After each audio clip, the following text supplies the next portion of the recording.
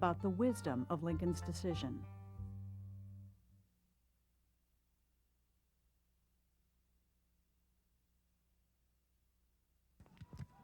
If we are defeated, it will be by the people at home.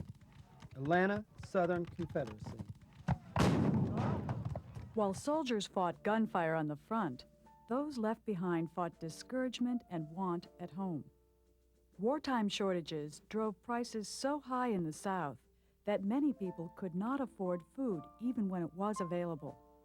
They blamed merchants for setting high prices for a profit. In Richmond, Mary Jackson led 300 armed women into stores, demanding better prices for food. An angry mob joined them, smashing windows and doors. Jefferson Davis finally came to quiet them, and Jackson was arrested.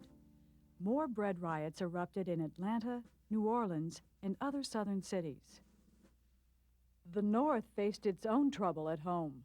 Not everyone supported the war. Northern Democrats denounced what they called Mr. Lincoln's War. Working-class men in northern cities resented competing for jobs with the growing number of African Americans fleeing north. They resented being forced to fight a war for black freedom. When Congress began a draft in 1863, riots broke out in northern cities. The worst took place in New York City in July 1863. The government had to rush troops from the Gettysburg campaign to stop the rioting. When it was all over, more than 100 people lay dead. The suffering of men in battle is nothing next to the agony that women feel sending forth their loved ones to war. Women at home in the North and South struggled to fill in for missing men, working in factories, running the family farm. In the South, women planted and plowed on small farms and struggled to manage huge plantations with little help. Many women sewed shirts, knit socks, and made bandages to send to soldiers. Others taught school to newly liberated slaves. A few women served as soldiers and spies. Frances Cleland dressed as a man and fought in the Missouri Cavalry. Historians estimate that as many as 400 women did the same. Despite bad pay, terrible conditions, and sometimes hostile treatment from officers, thousands of women served as Army nurses. The doctors in the Union Army didn't want these women. They said they'll just interfere with what we're doing. They won't be able to stand the gory scenes of blood and destruction that we have to deal with, and they won't do a good job, and we don't want them. The women went anyway. Dorothea Dix organized and headed all-female Union Army nurses. Northern women also organized a sanitary commission and went to work improving horrible conditions in disease-ridden hospitals. In fact, the Civil War marks the beginning of what we might call the nursing profession. Women like Clara Barton, women like Dorothea Dix were very much involved in creating the new profession of nursing. And after the Civil War, women could go to nursing schools and have careers as nurses, which was never possible for them to do before. Clara Barton found her place anywhere between the bullet and the battlefield.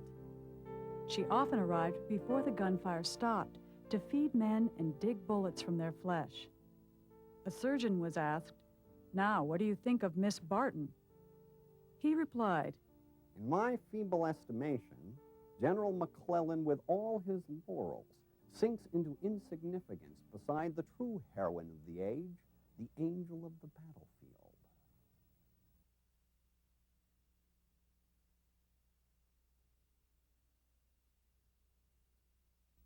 July 1st, 1863. Townspeople in Gettysburg sought shelter when they saw troops marching toward their crossroads town. Gambling that a victory on Northern soil would win foreign recognition of the Confederacy and force the Union to the peace table, Robert E. Lee had marched his army north into Pennsylvania. The battle began when Confederate troops under A.P. Hill stumbled into Union cavalry near the town of Gettysburg, where there was rumored to be a large supply of shoes that the Confederates sorely needed. As more and more troops joined the action, battle lines became tangled in thick smoke. Struggling against superior numbers, Union troops fell back to strong defensive positions on Cemetery Hill. For 3 days, soldiers fought hand to hand. The battle, unplanned and uncontrollable, was one of the war's most memorable because of its enormous destruction, intricate tactical maneuvers, and high stakes. When fighting finally ended on the 3rd of July, over 40,000 men lay dead or wounded. The Confederates had retreated, but there was so much death and rubble, it wasn't clear who had won. Lee's defeat was one of 2 heavy blows to the Confederacy. In the West, the loss of Vicksburg gave the Union control of the Mississippi and cut the Confederacy in 2. Lee understood what had happened and offered his resignation to Jefferson Davis, who rejected it. Gettysburg had been the most deadly battle ever fought in North America. On November 19, 1863, Lincoln delivered a short speech to dedicate part of the battlefield as a cemetery. He spoke for only a few short minutes, but his words stirred the nation. 77 years ago, our fathers brought forth on this continent a new nation, conceived in liberty and dedicated to the proposition that all men are created equal. From these honored dead, we take increased devotion to that cause for which they gave the last full measure of devotion, that we here highly resolve that these dead shall not have died in vain, that this nation, under God, shall have a new birth of freedom, and that the government of the people, by the people, for the people, shall not perish from the earth. If the South won, Lincoln implied, the great American experiment in democracy would end. American freedom would end. The Union must persevere.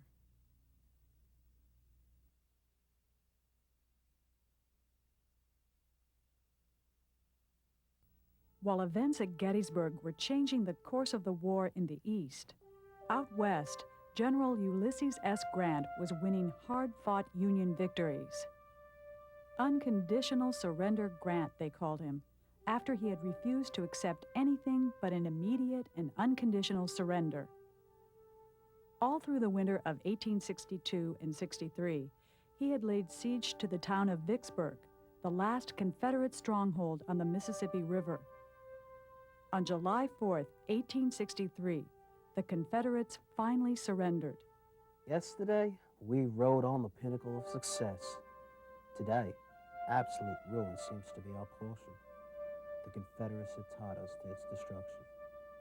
Farther west, Indian nations were also becoming entangled in the war. White settlers continued to move into Indian territories, disregarding treaties and promises. The North was also eager to bring Western territories into the Union as free states and worried that Confederates were luring Native Americans to fight for the South. And it is an interesting story in that we don't usually think of Indians being slaveholders or indeed Indians lining up with the Confederacy. You'd say, why wouldn't Native Americans line up with freedom since they had so little of their own? Those Indians who had slaves, Cherokee, Creek, Choctaw owned slaves, not all of them, tended to line up with the Confederacy. Those who didn't, for a variety of reasons, might line up with the Union. Chiefs like Stan Wadey or Chief John Ross, they were generals, and they fought largely in the Western theater, although a few ended up here in the Eastern theater. But they looked to their own interest, as you would expect anybody to do during the war.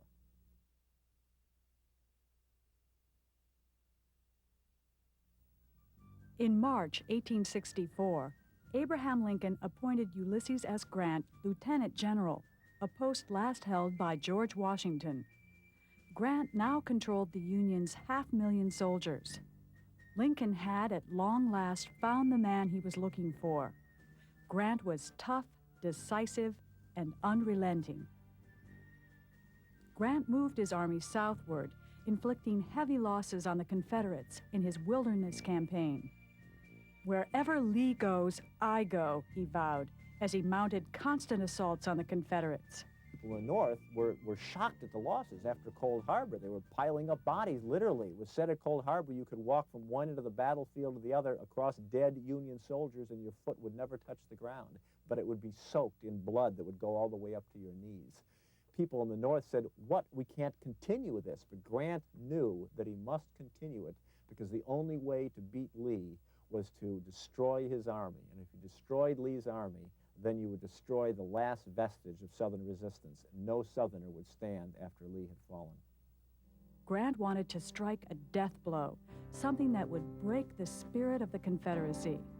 He gave William Tecumseh Sherman 100,000 troops and orders to march all the way to Atlanta. Sherman tore his way through the South, finally capturing and burning the city of Atlanta, the military supply and rail center of the Deep South. As far as the eye could reach, the lurid flames of burning houses lit up the heavens. I could stand out on the veranda and for 2 or 3 miles watch the Yankees as they came on. After Atlanta, he made the decision to cut himself off from just following another Confederate army and to move across the richest counties in the Confederacy. He had studied census materials to find out what are the richest counties, and he was going to go from Atlanta to the sea. He was going to cut, as he said, a bloody swath and devour everything in his path. If they couldn't eat it, living on their bellies, what the Confederacy had for them to take, then they would destroy it. And the purpose of this was to let every Southerner know, because even those not hit directly would learn, let every Southerner know that we can move at will. I can move an army across a state and you can't stop us. And if I can move it there, I can move it anywhere. I will destroy you. That's a modern concept of total war. It shocked people in the middle of the 19th century. It shocks people still, but it worked. The fall of Atlanta cheered the Northerners and helped Abraham Lincoln win re-election over Democrat George McClellan, his former commander-in-chief, who ran on a platform that denounced the war as a failure and called for a negotiated peace with the South.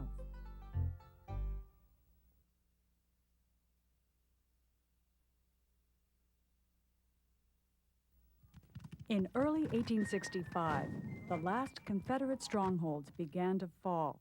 Confederates abandoned Charleston, South Carolina, Petersburg, and Richmond, Virginia.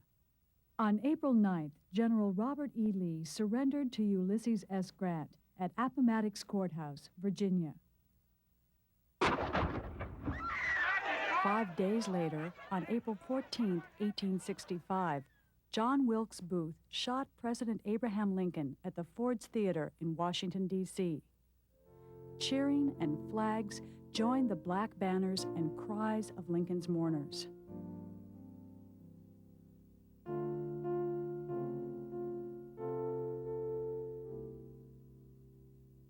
After 4 years of fighting and the loss of 600,000 lives, the Civil War was finally over. The end of the war marked a major turning point in United States history.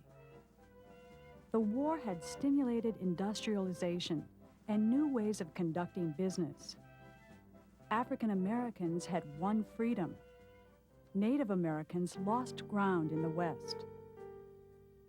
The American South was devastated, its economy shattered, its towns and cities in ruins. Remaining before the nation lay new challenges, some of them as complicated and controversial as the war itself. Under what terms should the Southern states be readmitted to the Union? Should they be forgiven or punished? Now that the nation had abolished slavery, what should become of the 3.5 million African Americans released from bondage?